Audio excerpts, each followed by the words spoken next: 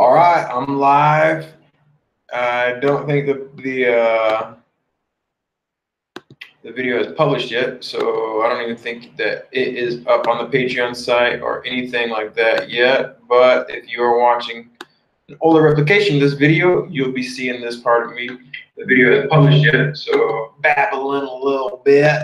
So let me go ahead and make sure that all is live. Cool. So we're gonna publish here on Patreon here in a second. And just to get warmed up, I'm gonna do some jam.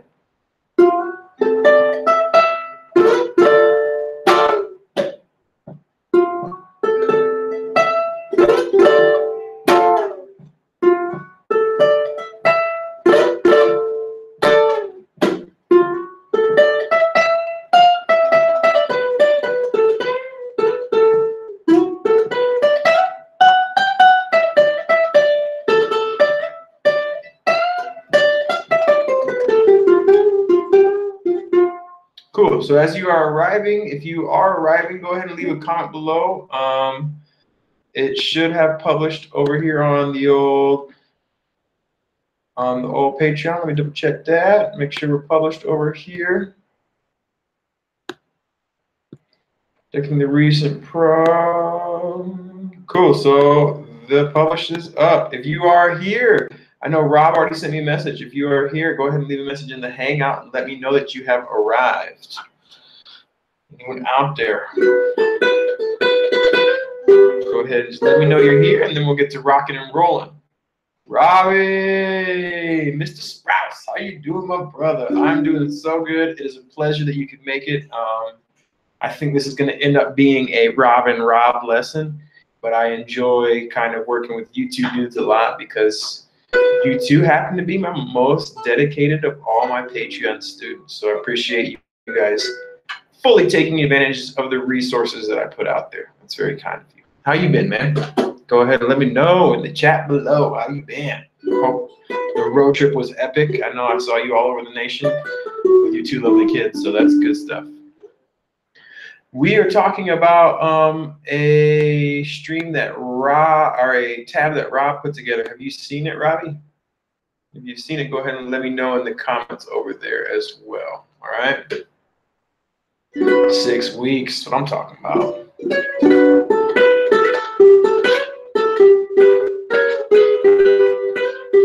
Cool. So also, if you're coming over from Patreon, make sure that you have those tabs open. With those tabs, we are going to kind of look at what Rob did and what I would do to maybe what I would do similar, what I would do different, and a couple things like that. So you should have two of them. You should have his tabs and the sheet music. We're going to be mostly using Rob's tabs as a reference, but the sheet music will be for anyone that wants to take that to the next level. So we're going to be using, again, Rob's tabs as a reference. Cool, you got it. And we are going to be later comparing that to some other different things that you can do. So as you're opening it, what I would like to do is go to the intro. Most of this lesson is going to be focused on the intro because for us to work through a whole chord melody song, it would take a long time. These tunes take a long time to put together, as I'm sure Rob can attest to, who put this together for us. I mean, so if you've made it, Mr. Rob Young, I don't know if you're up there yet. Let me kind of bounce around some messages to make sure that you got that working. All right, so if you're here we are. Awesome, man. So Rob's here too. Rob, if you could speak on a couple of the challenges, a couple of things that you found difficult, and some general feedback, and I would like to start there to hear your thoughts on your piece. So while you are, because I know I got like a 6-second lag while that's happening, I'm going to go ahead and let you type, and I'll just kind of jam through it a little bit to kind of hear what I've got going from this, and I'd like to hear what you say about your process.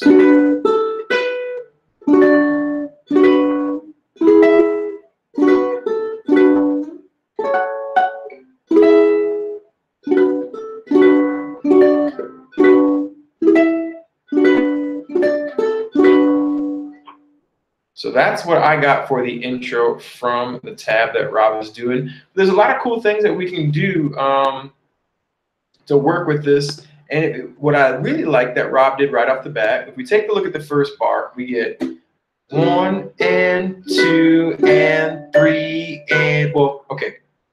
So that little line you see in the first bar from the and to the 3, okay, so Rob just said, luckily I can read sheet music. I start just by putting the melody into tab with no chords. My friends, that is the best way to do this. That is the best way to start, and that's exactly how I start. Because sometimes you get little notes on the offbeat or something funky, and you should really be able to play the melody along. Now, let's say I have the melody out, and I'm looking at, and let's just pretend this is the melody I'm working on.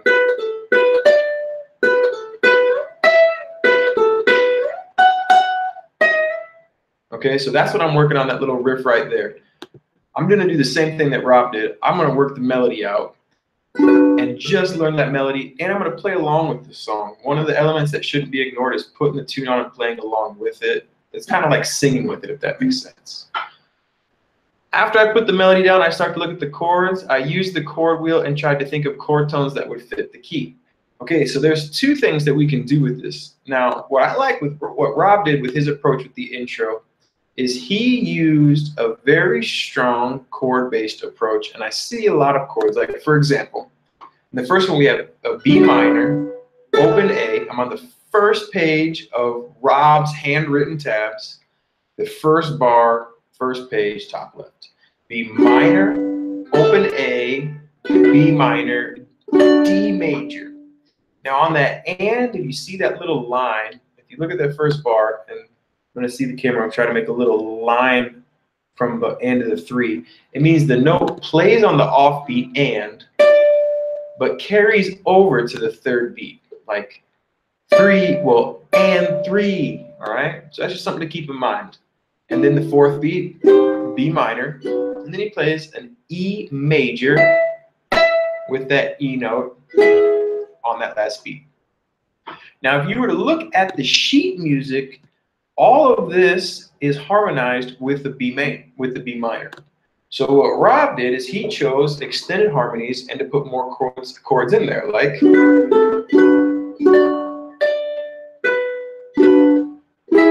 okay, and that sounds great. That sounds cool.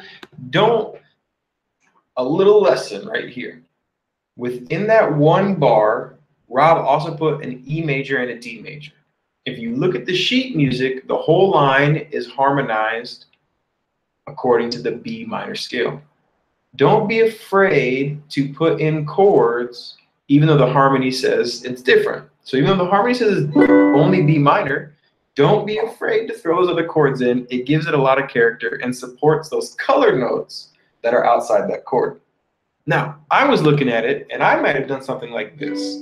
Now, when I say I might, I'm not saying that what I would do is right and what Rob would do is wrong, because Rob has a great version. I just want to kind of compare his approach and my approach, with the ultimate goal of this lesson being able to show you guys, and girls, if anyone could come to the lesson, that there are multiple ways for you to harmonize these things, right?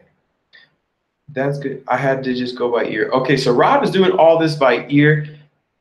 I'm looking at, when I looked at his sheet music in that first bar in the first stanza, because he also sent me the actual sheet music, that's kind of hard to say. He had the B minor above that stanza. So I approached it this way. And Rob, if you did it by ear, you did a great job, man. That's a very good practice discipline to develop, and all real good musicians have it developed here. So I might do it something like this.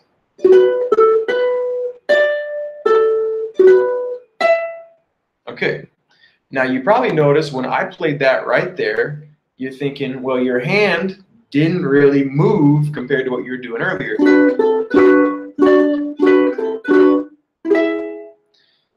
One thing that I like to do is try to minimize the movement of what I got going on with my hands and other things like that. So I'm going to create this B minor shape right here. All right. This is a testament to the power of knowing how to move your chord shapes around. All right, I'm going to repeat that because it bears repeating. This is a testament to knowing the power of moving your chord shapes around. F sharp minor is where I'm getting this idea from. If you take that shape, which is 2, 1, 2, 0, bar the 2nd fret, ring finger on the 4th fret, middle finger on the 3rd fret, pinky on the 4, so it plays 4, 3, 4, 2, you have a G sharp minor. Half a step up, it's an A minor, and a whole step up, it's a B minor. So if you bar that 5th fret, ring finger 7th fret, middle finger 6th fret, ooh, pinky 7th fret, pointer finger, the only note it's playing is that 5th fret. That's also a B minor. So what I'm able to do is when Rob goes B minor, open A, I can go remove my pinky and grab an A and put my pinky back down. But let's go back to his shape. There's also this A note on the 5th fret of the E string. So when we go, I can also keep that B minor shape down and grab that 5th fret with my pinky. So we get, I can also go, when I'm using bar chords and things of this nature, I try to find a shape that's conducive to having things move less, all right? Okay, so if I got you, I got you. Let me know if that was confusing so far. Feel free to ask a question. That's what that beautiful conversation is there for. I imagine you guys are face buried in your ukuleles trying to figure out what I got going on, and that is ultimately the goal, right? But I also want you to take advantage of having me here and your ability to ask questions, because that's another one of these goals, is that you're able to get me when you got me, right? Get me when you got me. That's a good blues song. Well, you get me when you got me. You got me right now. Woo, we gotta keep them. Okay, so I'm using this B flat, this B minor shape up here, and I try this, but I still try to move the chords. Okay, Robbie, are there any particular chord shapes that you find easier to move than others, and what aspects do you find difficult? Oh, I got sweat in my eye. Sorry, dudes.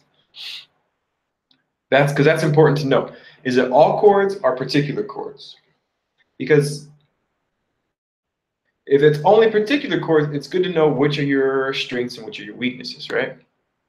So I'm up here on this bar on that 5th fret, playing this B minor shape, and the tab goes 2, 0, 2, 5. With chord melody, it's going to be beneficial to remember to know the notes. So you can think about it as 0-2 or 2-0-2-5 or B-A-B-D. Okay. Now what I'm saying is just remembering all is the hard part. I move the G pretty well, but that is the only one for some reason. Try to take some chord progressions you're familiar with, Robbie, and apply them to other different shapes. So let's take C, G, D, and C, for example. C, G, D, and C. C, G, D, and C. I know where those are all over because I took the time to play songs that I'm comfortable with and find the bar shapes in different places. So that's the best place to start. Songs you're familiar with. And you can even, if you have a tenor, use just one shape. And that's really going to help commit these ideas to memory, because the more chord shapes you guys know, the more you're familiar with moving these ideas, the more these chord melody ideas are going to be easier for you, because you're going to see different shapes and chords and ideas. And that's why it's really good to get some chord melody type books. One second. Let me see if I have an example. So I have, welcome to the closet of information. This is where all the songs that I really want to learn, but I'm not very good at, find their graveyard way. I'm looking for a particular book. Okay, here it is. Right next to melody and songwriting, I have this one, the Ukulele Masters James Hill Duets for One. And these type of books, you can see them. It's the lyrics, the sheet music, and the chord melody. I have stolen not so many songs because I don't want to just copy verbatim. This is his work. I want to respect that. But I have stolen so many chord shapes from here that I never would have thought of. Secret little E minors and G minors that use open strings and other ideas that you might not catch. Okay, so Robbie, I haven't gotten that very far in terms of learning songs in this bad book, but I have, like I said, gotten pretty far in terms of chord shapes. There's a lot of really cool things that you can do with this, all right? Seeing, for example, if you think of, you have a C chord, but you want the melody to be an E. You can play open, open, open 7.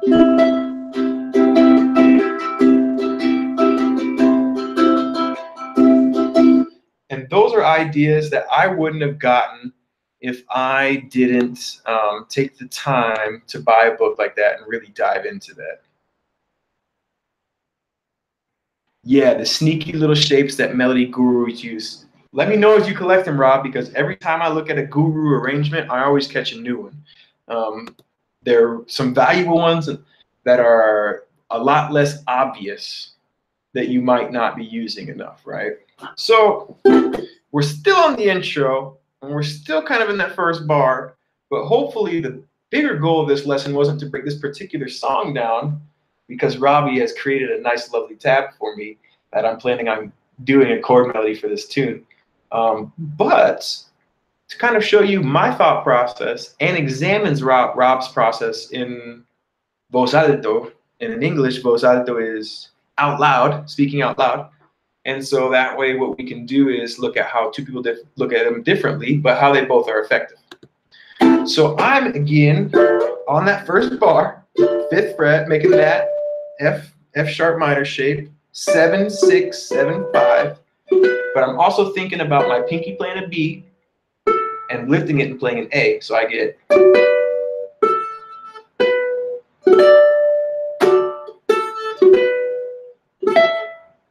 okay.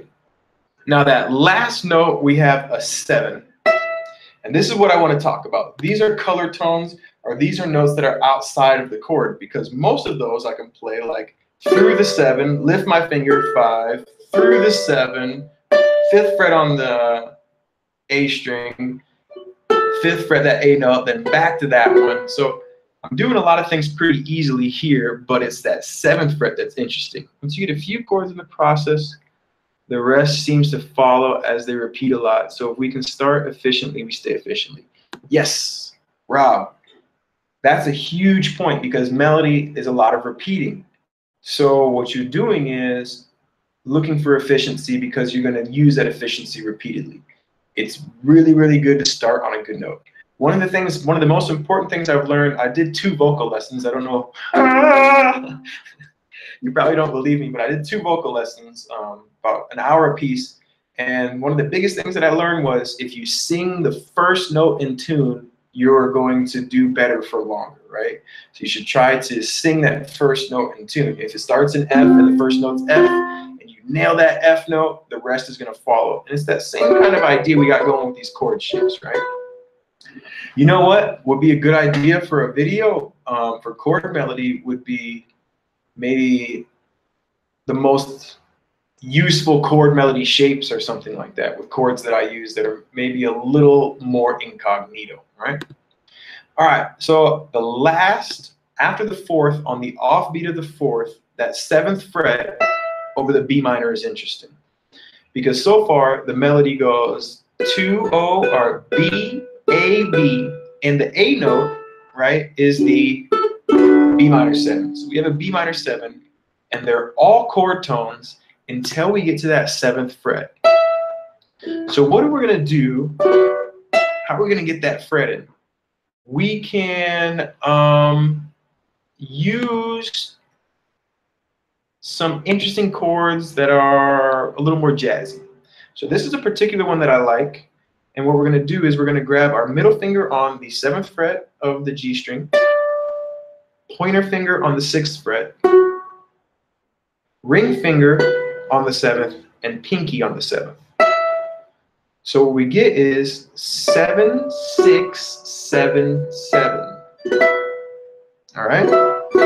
And that's a very, very jazzy. Well, let me see if I can tell you the name of this chord. If this is a D note, and the D note is the 3rd interval, then we've risen that D up to an E, making this a B suspended 4. B. I'm thinking out loud, so you can kind of, this is a little bit of my process too. And I know this probably isn't the most exciting part of the lesson, but it's good to understand these intervals. A B minor is made of a B, a D, and an F sharp, making that D the minor 3rd, making the, so that's a 4th, okay? So this is a B suspended 4th. After all that mumbling and jumbling, this is a B sus 4. I'll write that down in the chat, B sus 4. Okay, so this is a sus 4 shape that I would use when that melody is going to go to 4. And I've rearranged that first bar to look something like this.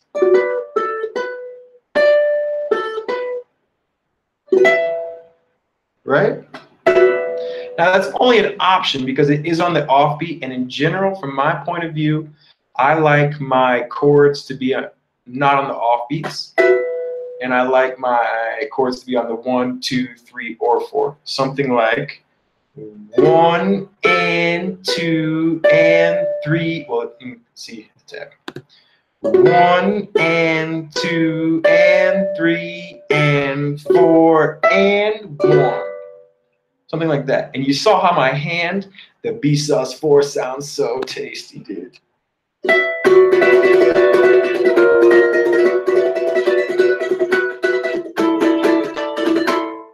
Such a good chord.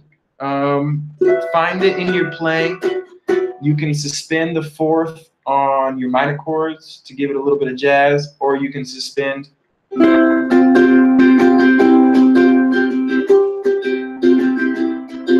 1 chord as well, no problem. The 1 and the 4 chords suspend beautifully. All right. So we work into the second part of our tab, and we have, again, that B note. Now, I was looking at the sheet music that I sent you guys, and I saw the second bar was actually over D. Now, Robbie has it harmonized over B minor. There is a concept called reharmonization, where you can actually take a song that's harmonized in a major key and harmonize it in a minor. Like in a key of C, you can make it the key of A minor.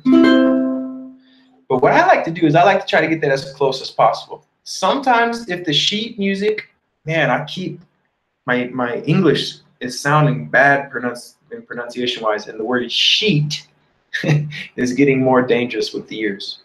So the harmony, if you don't have it, one of the places I checked is ultimateguitar.com.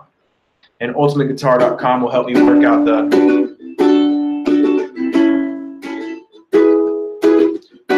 radioactive. And in that progression, our next chord's a D. So same thing, our melodies, the first thing I'm going to look at,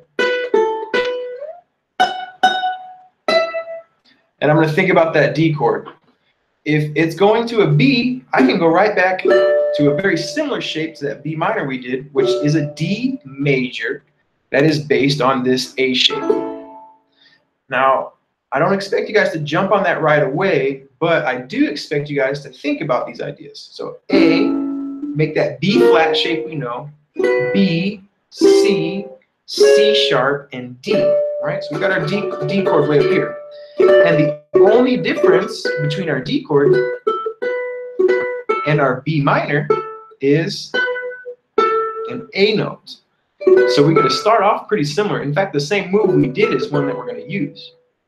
We're going to start off, strum through, bum, bum, bum, and then up to the 9th fret. You can grab that with that same D shape. So that second bar, I would play something like this. I put them together, and I get something that sounds like this.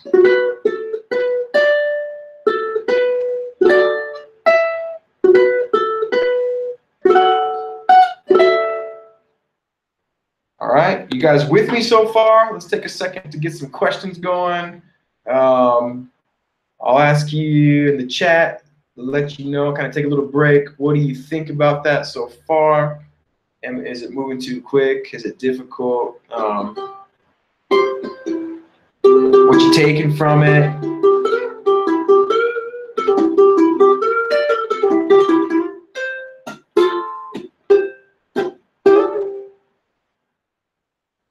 Is it moving too quick? Is it moving too slow? All right. So we're going to continue and kind of finish up this intro, and then I'm going to leave these ideas in this sheet music with you guys to work on throughout the month.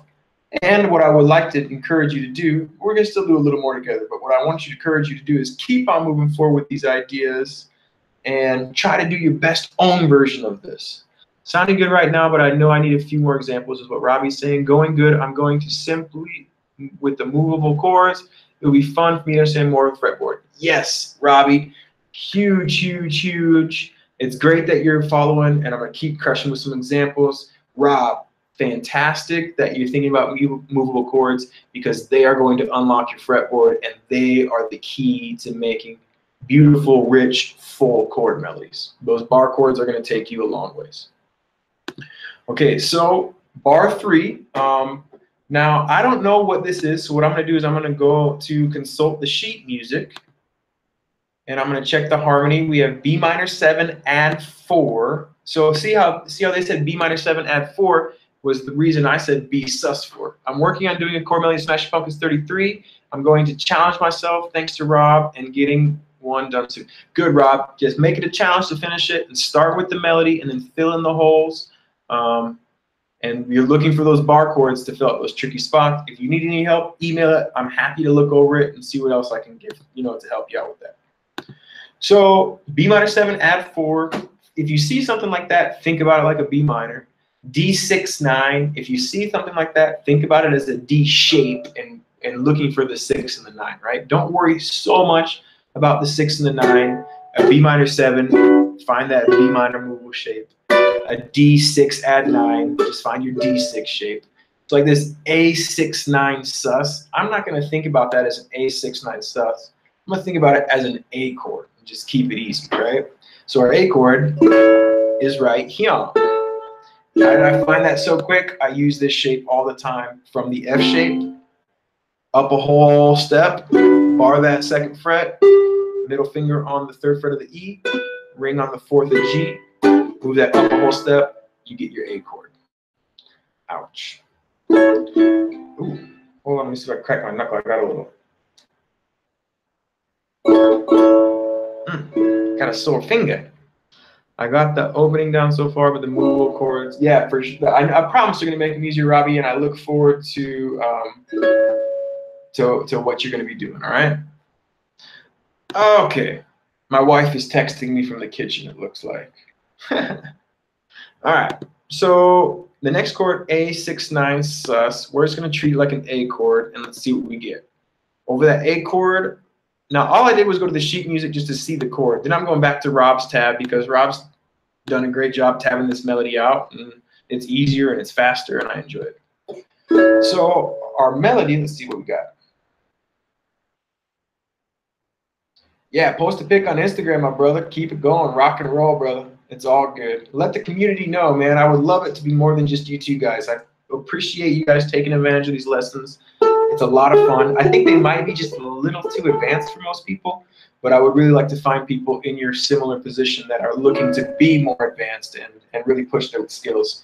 Man, so Rob, I don't know if you know this, but I started with Robbie back in the day, and he was really basic, and he just put his nose down and is pushing the limits of his ability a lot. And I'm really proud of his growth. And same thing just from watching you from afar. So hopefully other people like you guys on the same wavelength can come join us someday. Okay, so the melody again is 2025, but this time it's over an A. So it's gonna sound like. Okay, so this is gonna be a funky chord, and with this one, your A is gonna need to move a little bit.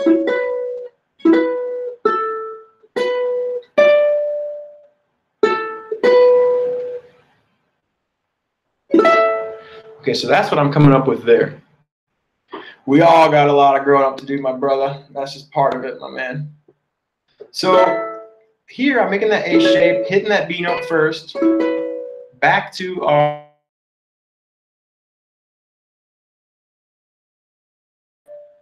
open, which would be the A note, back down to making the shape 7, and then it goes back to B minor, and we start with where we started.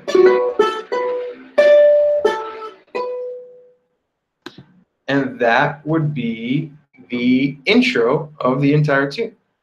So what I'm going to do now is I'm going to play through that intro for you one time. It'll sound like this. Oh, no, it won't.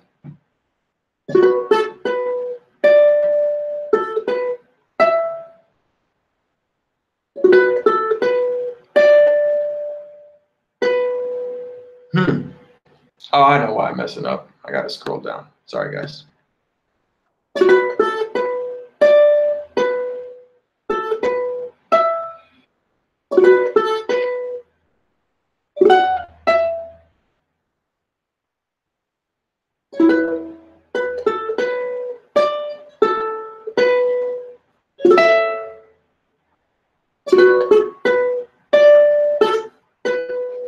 All right, and that was really choppy, but that's what it is. So that's what I would do where I am when I'm rocking and rolling with these ideas. That's what I'm doing on the tune, all right?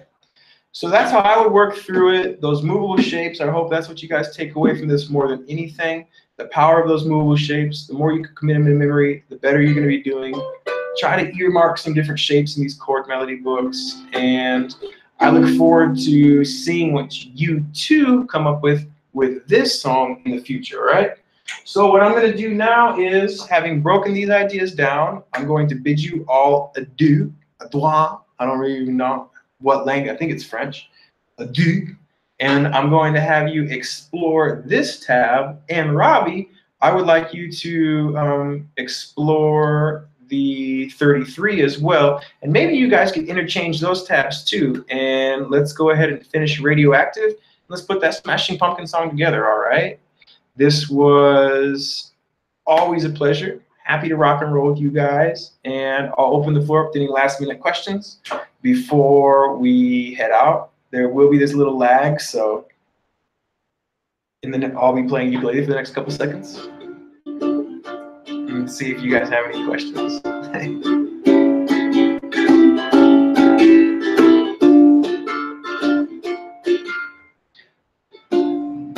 Yeah, in love.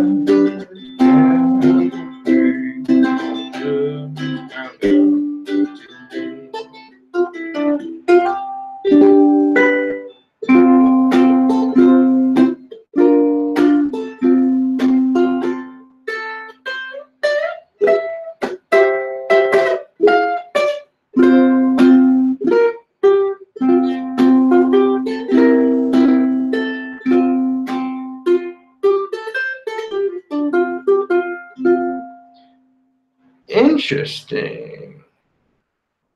I'll have to check out that KA50 and see what that is. I'm thinking about getting a solid body ukulele to see if I'm able to, with the solid body ukulele, get some action going. Quick and dirty tips about moving chords. Yeah, Robbie, The quickest and the dirtiest tip would be C, A, G, F, D. Those are the shapes that you need. And what you would do is with each of them is you would identify the root, for example, C, and know how to create shapes based on that root. Okay? So for example, I know this is a C note, and then what do I have? 2 frets over and open. So to replicate this shape, if I want to make it an E chord, I would find an E note, skip 2 frets, and make a bar. Let's do the same thing with the A chord. A chord. A note with my middle finger. I can replicate that anywhere I want. I want a F chord.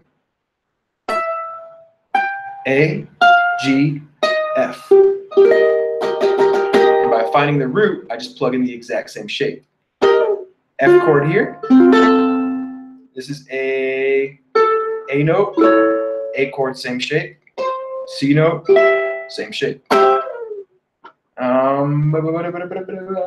And C, A, G, F, and D would be the primary shapes that you're working with, and that is both major and minor.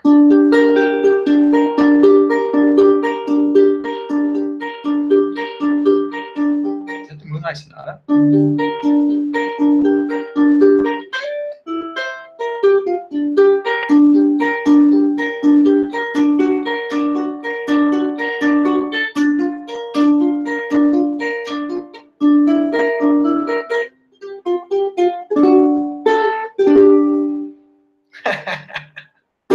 All right, rocking and rolling, my friends. Essentially, man, once these ideas get to memory, they will get a little easier, Robbie. So it probably felt a little quicker to be saying that, but they will commit to memory and they'll get a little easier. Like for example, I know if I bar the 5th fret, it's a B flat, and if I bar the 7th fret, it's a C. So certain songs will help you create like mile markers, if you will. All right, dudes and duderines, any last questions?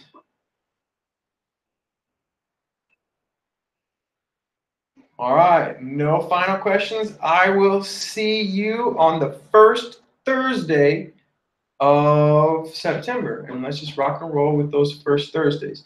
On the movables, does the root stay the same? I assume the other ones. Yes, great question, Robbie. Or great question, Rob. The spatial relationship will be the same. So you make an F chord, F root.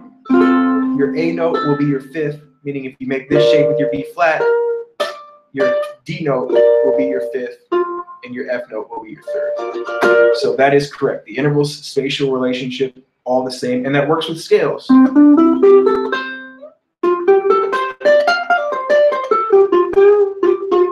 Root, 2nd, 3rd, 4th, 5th, 6th, 7th, root. Root, 2nd, 3rd, 4th, 5th, 6th, 7th, root.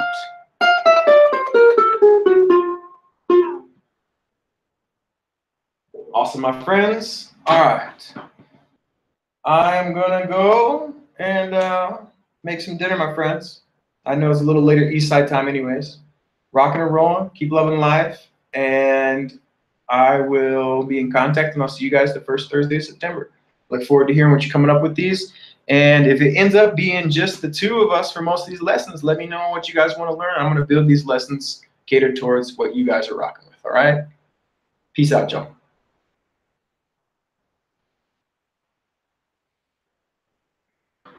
The awkward moment when you can't figure out how to turn it off after you say peace. Oh, here it is. Peace out.